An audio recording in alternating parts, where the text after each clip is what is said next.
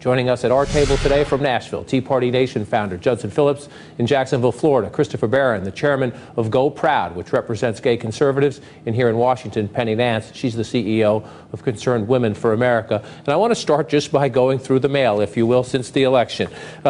Mr. Barron, you wrote this letter shortly after the election saying this election was not a mandate for the Republican Party, nor was it a mandate to act on any social issue, nor should it be interpreted as a political blank check. You went on to write, we urge you to stay focused on the issues that got you and your colleagues elected and to resist the urge to run down any social issue rabbit holes in order to appease the special interests. So, Mr. Phillips, you took offense at that and quickly fired off this letter. Last Monday, a small group of non-Tea Party, non-conservatives released a letter trying to claim leadership of the Tea Party movement and purporting to tell you what the Tea Party movement wants. We, the undersigned, are leaders of the mainstream Tea Party groups. We are the people that helped get conservatives elected. In your letter, sir, you went on to say that one of the things you think the new Congress should fight is repeal of the military's don't ask, don't tell policy. And then, Penny Nance, you followed up with a letter of your own. We'll be fair to everybody's letter gets quoted here. And you wrote this to the Republican leadership. Social issues should be at the very top of the list of priorities for the new Congress, along with sensible fiscal policies.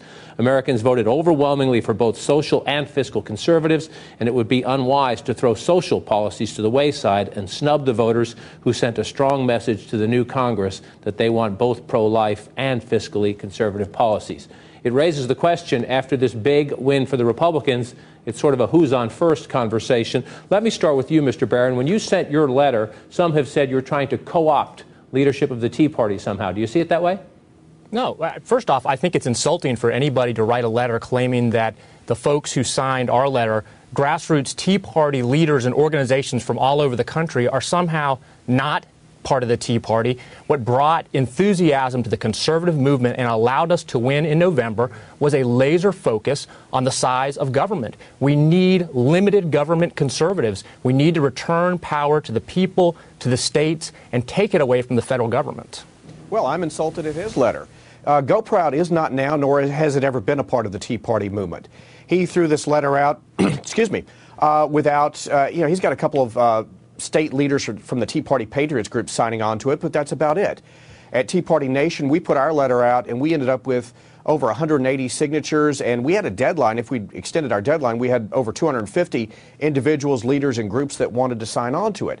And the coalition that won this election, that won the elections for Ronald Reagan and other conservatives, are both social and fiscal. And basically what he's saying is, well, let's throw half this coalition under the bus. Is one of the challenges here, and Penny Nance, Concerned Women for America has been around since before the Tea Party movement, but as the coalition grows, and the Democrats just went through this, you see the president now having moderate Democrats think he needs to move to the middle, liberal Democrats think he abandoned them in some way.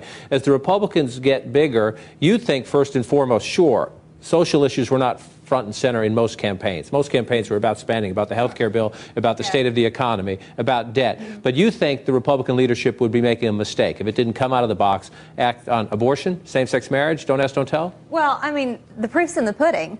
We got the vast majority of the people elected, the new people elected, are pro-life. And I would also say the Tea Party statistics are clear. 82% of them are pro-traditional marriage. So we know who brung us to the dance. We know who elected this next Congress. It is social conservative and fiscal conservatives. You know, incidentally, those issues go hand in glove.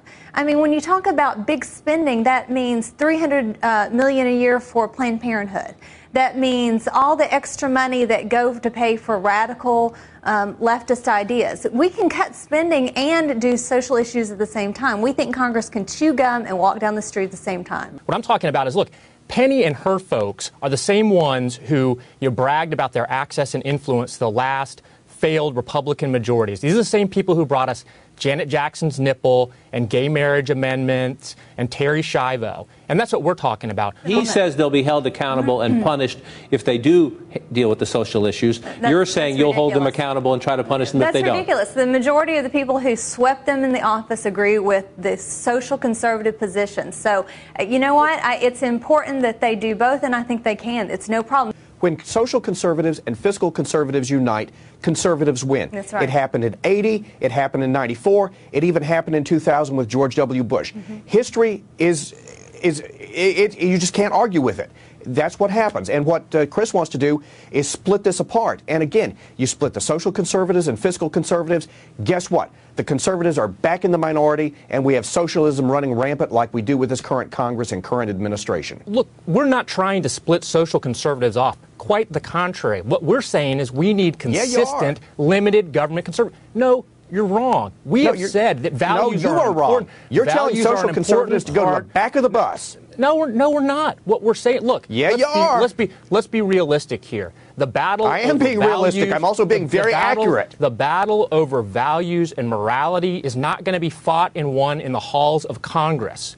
It's going to be fought and won in our houses of worship, in our schools, in our communities. That's where people who care about values, that's where social conservatives who really care about the coarsening of our culture, that's where they should be focusing their energy. But unfortunately, if we were in court, I'd be objecting to facts, not in evidence, because everything you're saying about social conservatives is wrong. Social conservatives are not trying to expand government. They're not trying to expand the size of government. Social conservatives are trying to do just the opposite. And clearly, we have got to defend against an encroachment upon our families and our values. I'm sorry, you leave us no choice, which is why I ask you to publicly say that you will not push for repeal of Don't Ask, Don't Tell, INDA, domestic partner benefits, all those issues that the gay rights groups go after.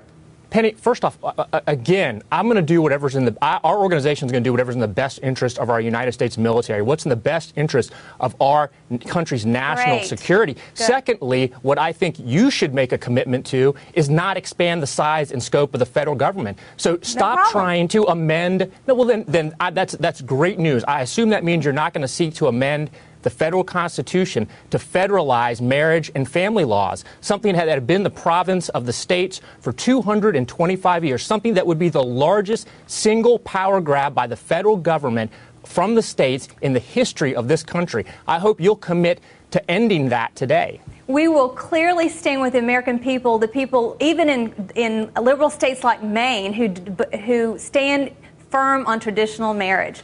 You're the encroacher, not us. I'm going to call it. I'm going to call it timeout here. But as you can see, we have a feisty bit of a family feud here, and I'll invite all three of you back. Let's continue the conversation as the Congress comes back into Washington, as we see how the agenda goes forward, not only here in Washington but out in the states as well, where Republicans made big gains. I appreciate all of your time, Christopher Barron, Judson Phillips, Penny Nance. Thanks for coming in today.